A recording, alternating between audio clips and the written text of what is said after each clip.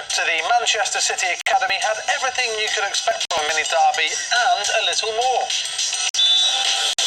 Palmer made that look easy, and that as well, and it's teed up nicely, and it's DiMaggio Wright-Phillips who has a celebration to go with the goal. The referee wants a word, and it's all got a bit silly, and the red card is shown to Sammy Robinson from Williams. Oh, the touch from Galbraith, and the goal from Galbraith. A thing of beauty, really. Just caught face there of as he went down to Ray. New shirt required as a substitute. Not his best look. Mike Phillips does pick a cross out, and there's the finish applied by Ben Knight.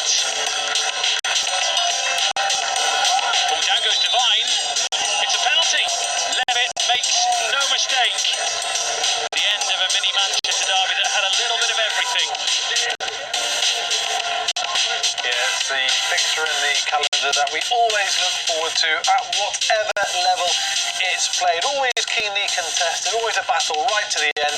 It's Manchester City against Manchester United in the Premier League Under-18s North Division. Hello, welcome along. We're looking forward to the game today. Hope you are too. With me here in the studio, a guy who came through the ranks in the early stages of his career at Manchester United before plying his trade elsewhere in a professional circuit. Joe Thompson.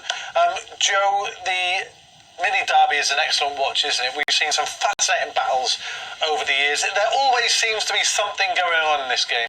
Definitely, you know, it is one of the standout games that you look for as a player when the fixtures do come out, so I'm expecting a fast and ferocious game, definitely. What sort of the key factors in winning a derby match, which does seem sometimes to throw a form book out the window?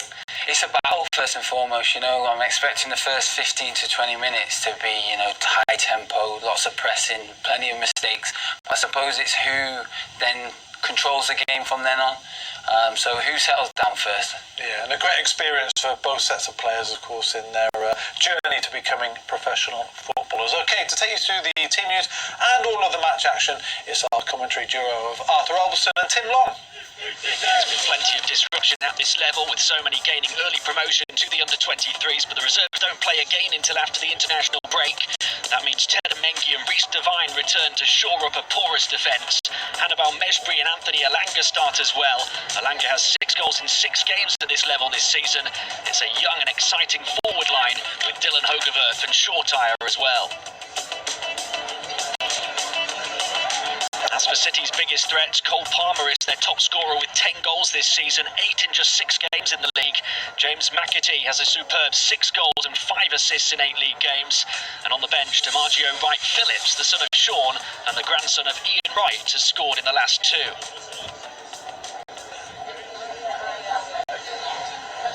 Mini derby day at the Manchester City Academy, a passionate fixture that means more than just a match, more than just 3 points. The blue half of Manchester against the red half, a rivalry that runs deep even at this level. And with so many young talents who could, in the years to come, be playing this fixture in front of thousands and watched by millions. Gareth Taylor is in charge of Manchester City. Academy manager since the summer of 2017, having spent the previous 6 years in other coaching roles at the club.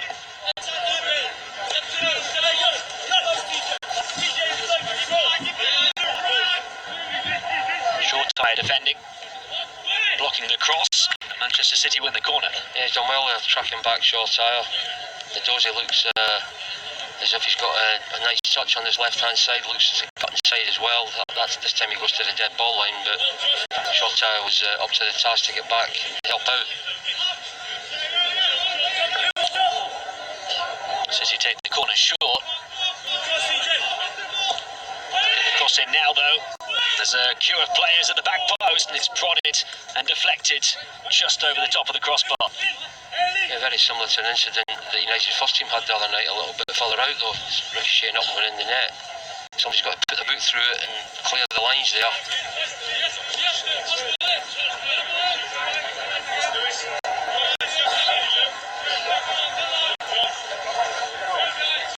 This is the pattern of the game right now and has been for the vast majority.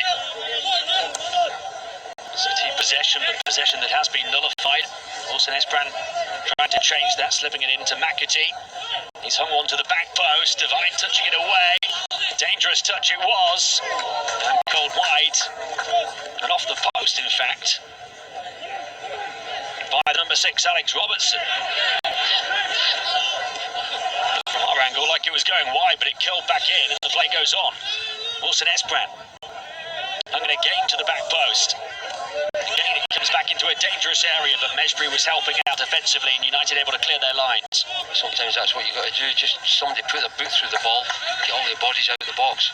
Yeah, good effort from the midfield player Robertson, pulling that one in. The angle we've got, we couldn't really see it properly. We were quite low down. I thought Masney might have just got a fingertips of that as well.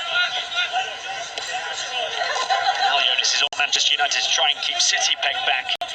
City able to evade any pressure and get forward swiftly and dangerously. u18s to the back post where they did have an overload, but the cross was too high. He had a lot of time there to pick a cross out as well. Unfortunately, hit it too far.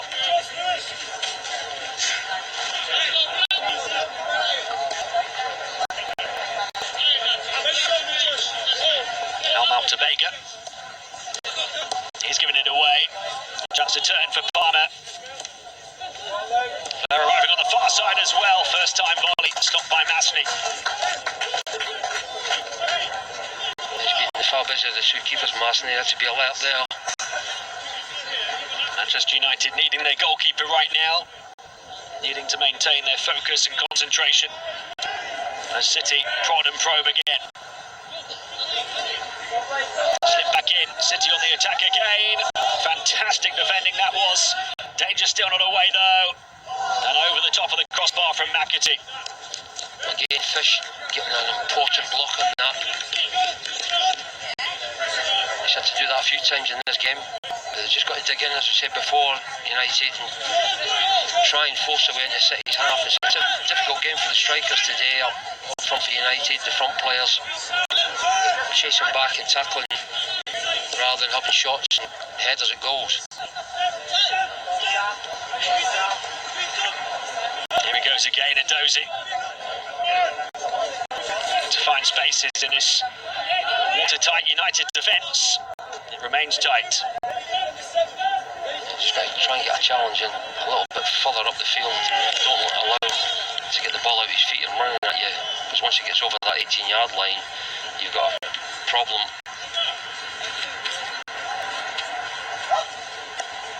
To think City have scored multiple goals in all of their 5 games here this season. More than 4 a game on average. They put 7 here past Newcastle. They put 5 past Liverpool. They beat Liverpool 5-2. They beat Southampton 4-1. So that shows you how well Manchester United have done defensively so far. They've thrown bodies in front of attempts at goals. There's space here to exploit though, and that was the first real gap, real opening. The first one where you would say City perhaps should score. They've waited 41 minutes for it, and they didn't make the most of it. 16 yards out there, he's trying to pick his spot in that far corner. Here's Knight on the far side. Divine will clear away in front of him, only as far as Burns, who gets it back in. A little panicky for Manchester United approaching half-time, but now a chance to counter if they can put it together. Smart thing from Hogewerf to hold it up and wait for the cavalry to arrive. Palm across to the far side, Elanga. Mesbury going on ahead of him. Elanga cutting in onto his right towards Mesbury, just taken away by a deflection. Fish proactive in heading forward, but straight to a City shirt. Maybe Manchester United, after doing all the dirty work, can have a few minutes of their own to attack here before the half-time whistle. Elanga down the line towards Mesbury.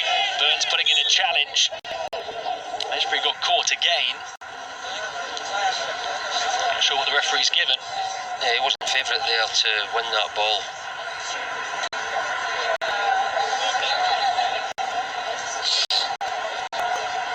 As he towed it, just got his toe in it.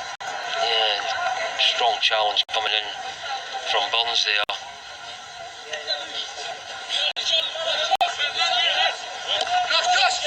Almost 2 minutes of added time played. Wilson Esbrand curling the ball in. The flag was up on the far side. Well, they've done very well to get to half-time, hopefully, these last few minutes without conceding. Get a bit of a well-down breather now. There is the half-time whistle. A Derby Day deadlock so far at the Etihad campus. Luis Fiorini on the volley, forced a save from Manchester United's goalkeeper Andre Masny, who also saw an effort from Alex Robertson curled past his fingertips and against the foot of the post early on. The City haven't created too many opportunities. Manchester United have held them at bay. Now they need to figure out, the Reds, how to create chances of their own. It's half-time. It's Manchester City 0, Manchester United 0.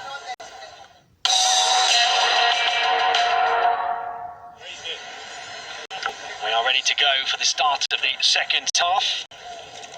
Manchester United defending so valiantly over the first 45 minutes. No changes at the break. Will there be a change in terms of Manchester United trying to create something going forward? Langer applying pressure and then Devine engaging straight away as well. Mengi has to look over his shoulder, steer it back to the goalkeeper Masny.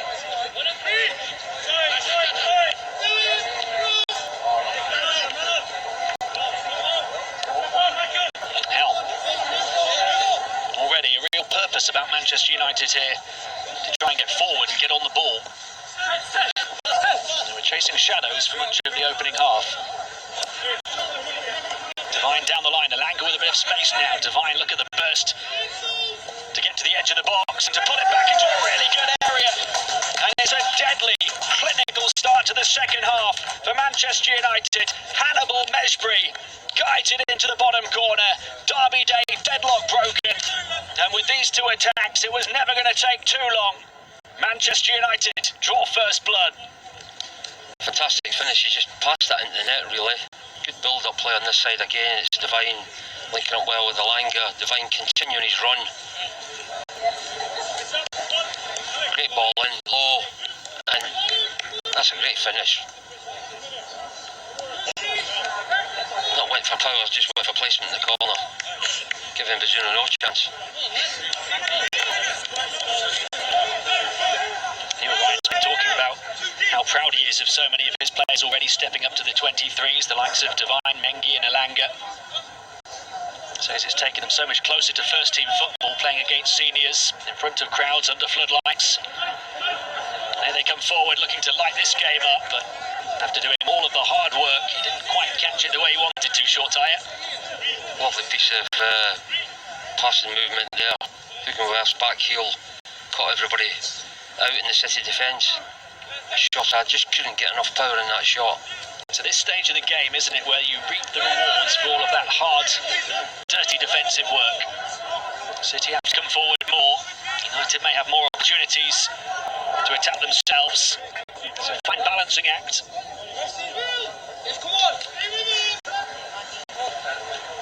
So far so good over the hour mark for Manchester United here in the mini derby.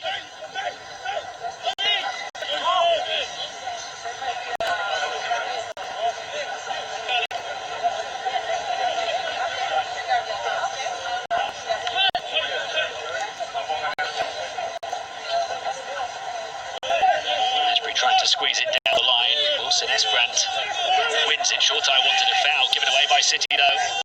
Here's McCann, here's Elanga. Can he find the angle for the shot? He could, but he couldn't quite squeeze it into that far bottom corner.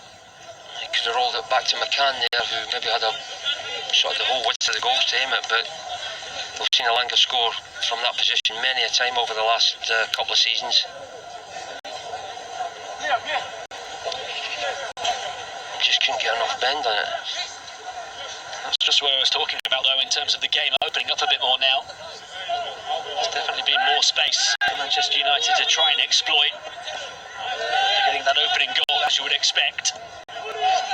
Helm slipping it through, big chance. Mengi. He was the furthest forward that time. And Manchester United have firmly planted their flag on City soil. I don't know what was said at half time, but certainly the coaches sorted it out and United have come out with a hungry attitude in the second half, more of the possession of the ball.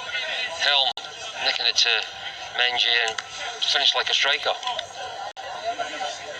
What about that from the number 4? First helping to win the ball back and then finishing like a number 9.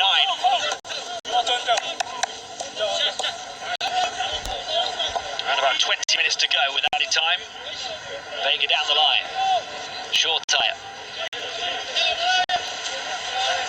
Carrying the ball in field. Low centre of gravity, those nifty feet. He slips it in towards Hogeverf. Just had it taken away at the vital moment. United continue to look menacing here in this second half. Great piece of play by Shortire there.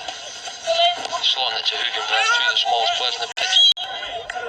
Free kick goes against Devine this time. Shows his fight. Emotions running high in a derby here.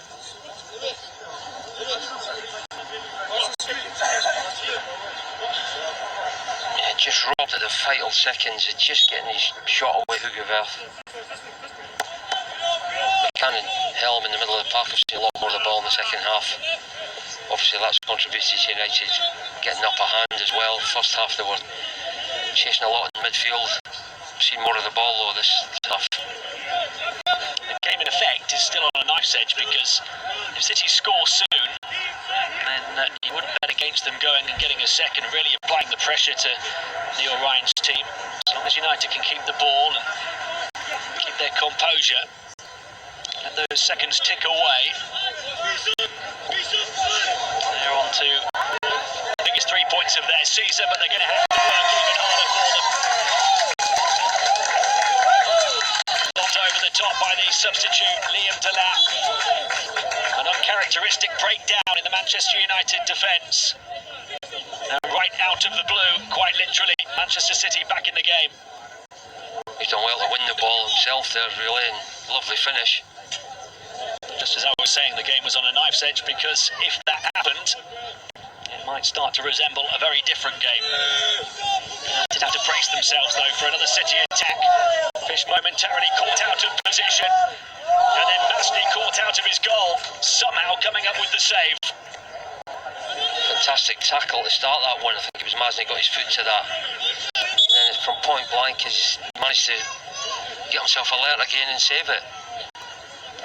You've got your heart in your mouth when you see situations like this. You think keepers can come. It's a fantastic challenge. He reacted well, didn't he? Maybe didn't know much about it, but certainly got up off his feet very quickly. He probably didn't know if he was in his box or not. Big test number 4 for Neil Ryan's team, survival.